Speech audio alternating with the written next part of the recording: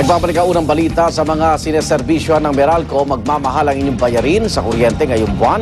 Paliwanag ng Meralco, ang dagdag singil ay dahil sa pagmahal ng kuryente na kinukuha nila sa wholesale electricity spot market at sa mga independent power producer. Darito ang report ni Julio Segovia. Kailangan bukas kung minsan nga Dahil sa init, halos wala ng patayan ng ventilador sa karinderya ni Nanay Rustica. Madalas na rin ang gamit ng aircon sa kanilang bahay. Kaya posibleng lalong ikainit ng ulo niya ang dagdag na 33 centavos kada kilowatt-hour sa generation charge ng mga electric bill ngayong Abril. Mahigit 33 pesos na dagdag bayarin yan para sa mga kumukonsumo ng 101 kilowatt-hour kada buwan. Sa kaso ni Nanay Rustica, nahigit 500 kilowatt-hour ang konsumo. Mahigit 180 pesos ang kanyang dagdag na babayaran. Ngayon pa nakakabawi sa mga pagtaas ng lahat ng bagay. Tapos ngayon, ito na naman, dagdag pahirap na naman sa akin.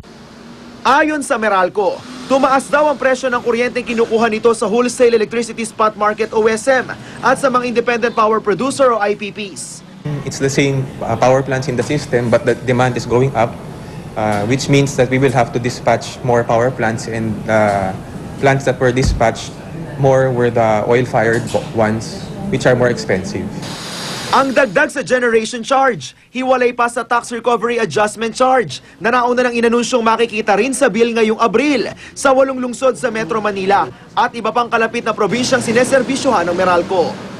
Mas malaki ang dagdag singil sa mga customer na kumukonsumo ng mas maraming kuryente. Kaya abiso ng Meralco, magtipid sa paggamit ng kuryente lalo na ngayong panahon ng tag-init. Para sa unang balita, Julio Segovia reporting. Issue po ng dagdag singil ng Meralco, bubusisiin sa talakayan with Igan mamaya. Bari po kayong makilahok sa aming talakayan. Mag-post lamang na inyong mga opinion at tanong sa aming Facebook fanpage, facebook.com/unanghirit, at sa pamamagitan ng Twitter, twitter.com/unanghirit. Nakauwi na po ang 8 Pilipinong seaman na nailigtas mula sa mga piratang Somali na bumihag sa kanila. Pero hindi lubos ang kanilang saya dahil namatay ang 2 nilang kasamahan sa rescue operation. Narito ang report ni Ivan Mayrina. Magkahalong saya at lungkot ang nararamdaman ng 8 Filipino seafarers na ito sa kanilang pagbabalik bansa. Kabilang sila sa crew ng MV Eglantine na hinayjack sa southwestern coast ng India at kalaunay ni rescue ng Iranian Navy. Masaya silang buhay na masisilayan ng pamilya matapos ang 1 linggong pagkakabihag sa kamay ng Somali pirates. Pero may halong lungkot ang kanilang pagbabalik dahil 2 nilang kasamahang Pilipino ang namatay sa rescue operation. Yung sa pelikula yan, wala yan. Talagang tapos dito bala. Mirong atake nila. Talagang ataking marinig namin yung daan ng apoy sa ulo namin, saka dito. Inisip mo ba na mabubuhay ka pa sa sitwasyon na yun? Sa taas lang ang panangal ng langit. Ligtas kami lahat. Medyo kinakabahan. Dahil nga sa pangyayaring ganon, akala namin din namin makakauwi rito. Awa naman ng Diyos, nakauwi naman sir. Kitang-kita sa higpit ng yakap ng kanilang mga kaanak na makitang muli ang kanilang mga padre de pamilya. Masaya po. Nakarating yung husband ko ng safe. Mahirap po din po yung makalayo kami sa isa't isa. Kung ako lang po yung masusunod, okay lang po dito na lang siya magtrabaho. Pero si Mang Pedro Barbarona, ama ng isa sa mga nasawing Pilipino, pilit nagpapakatatag sa pagtanggap na bangkay ng iuuwing anak, 2 o hanggang 3 araw mula ngayon. Nang huli niya raw makausap si Stephen itong katapusan ng Marso, nangako pa itong tatawag pag nakatawid na sila sa Iran. Masakit talaga kasi kung tutuusin, siya ang the only son, and then kinuha pa siya ng Diyos. Then sabi ko, siguro may kasabihan na man proposes, God disposes. Nagluluksa rin ang asawa ni Ziron Monson, ang isa pang Pilipino na nasawi matapos matamaan ng bala sa ulo sa palitan ng putok ng Iranian Navy at Somali pirates. Birthday pa naman daw nito, 1 araw bago pumanaw. Hoping pa rin kami, kahit yung pamilya niya, na hindi siya yun. Yung main concern ko ngayon, yung makauwi siya rito, mabigyan siya ng marangal na burol, marangal na libing. Bilang mga miyembro ng Overseas Workers Welfare Administration o OWA, makakatanggap ng tig 220,000 pesos sa insurance sa mga naulila ni Monson at Barbarona. Isa sa ilalim din sa counseling ang kanilang pamilya. Para sa unang balita, Ivan Mayrina reporting. Tiniyak ng PHIVOLCS na walang epekto sa Pilipinas sa magnitude 8.7 na lindol na tumama sa Sumatra, Indonesia. Sinusuri na ng Disaster Agency ng Indonesia ang posibleng pinsala ng isang metrong tsunami waves na tumama sa western coast ng Sumatra. Darito ang report. Niyanig ng magnitude 8.7 na lindol ang Sumatra sa Indonesia na nasundan pa ng ilang malalakas na aftershocks.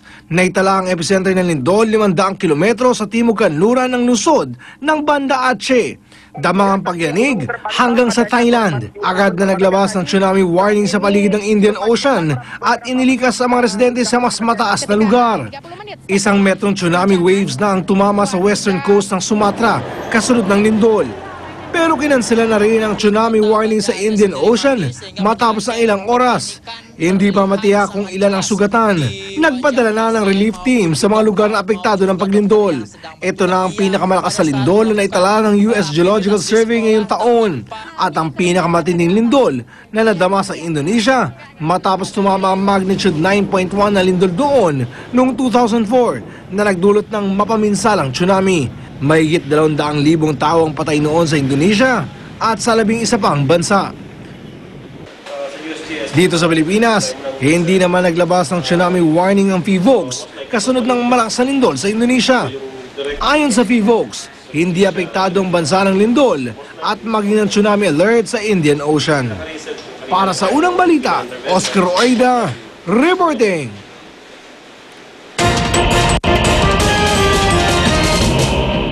Kapapasok lang na balita, 2 ang patay sa bus accident sa North Luzon Expressway sa bahagi ng Balintawak exit. Sa detalye, may report si Isay Reyes. Isay.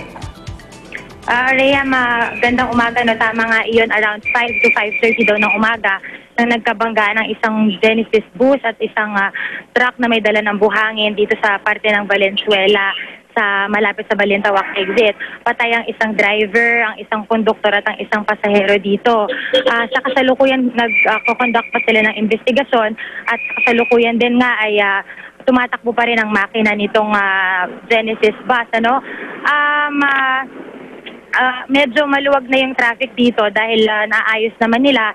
Pero maaari daw na ang sanhi nitong bangga na ito ay ang pagputok ng gulong nitong Genesis bus or ang pagkawala ng preno. Pero dahil marami ring buhangin ang nasaboy nitong truck na nakabanggaan ng bus, maaaring ito rin daw ang isa pa sa mga dahilan. So dadalhin ngayon pupuntahan namin sa kilometer 11 yung truck na nakabanggaan para malaman pa yung ibang detalye. So yan muna ang latest dito sa NLEX. Balik sa'yo, Rhea. Alright, maraming salamat. Isay Reyes. 70 kalabaw ang nagkarera sa Bungabo, Nueva Ecija. Tampok yan namang kalabaw na karamihan daw po ay hindi ginagamit sa pag-araro ng mga bukid. At ang iba talagang inalagaan para isali sa naturang paligsahan. Nanggaling din sa mga karating probinsya ang ilang Carabao owners at dumayo raw sila para ilaban ang kanilang mga alaga. Ang karera ng kalabaw ay bahagi ng pagdiriwang ng Piyesta ng Bayan ng Bungabon.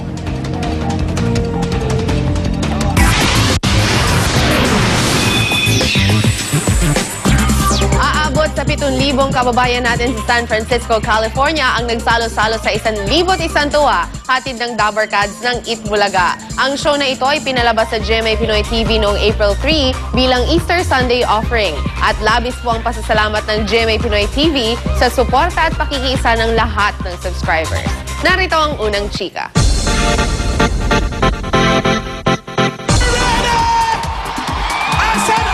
Puno ng 1,001 tuwa ang Cow Palace sa San Francisco, California nang makisaya roon ang Dabarkads ng longest-running noontime show sa Pinas na Itbulaga.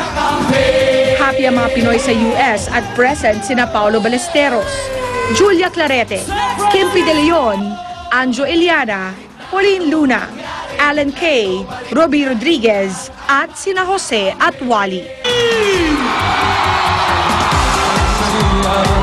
Pag ikaw ay sumasaya, Pero mas lalong di magkamayaw ang fans ng sina Tito Sen at Bossing Vic Soto na ang nag-perform.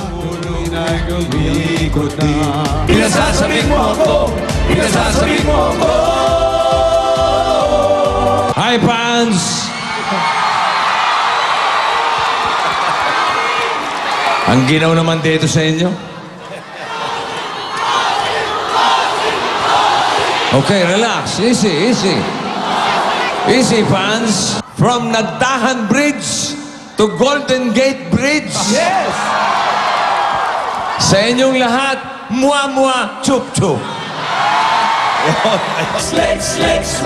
Todo bigay ang Dabarkad sa kanilang performances. Sina Pauline at Ruby nag-showdown sa dance floor.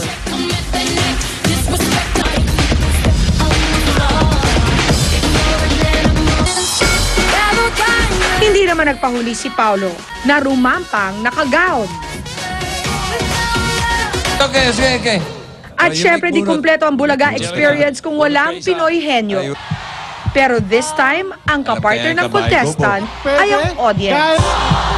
Gamit sa bahay, sa shower, tabo!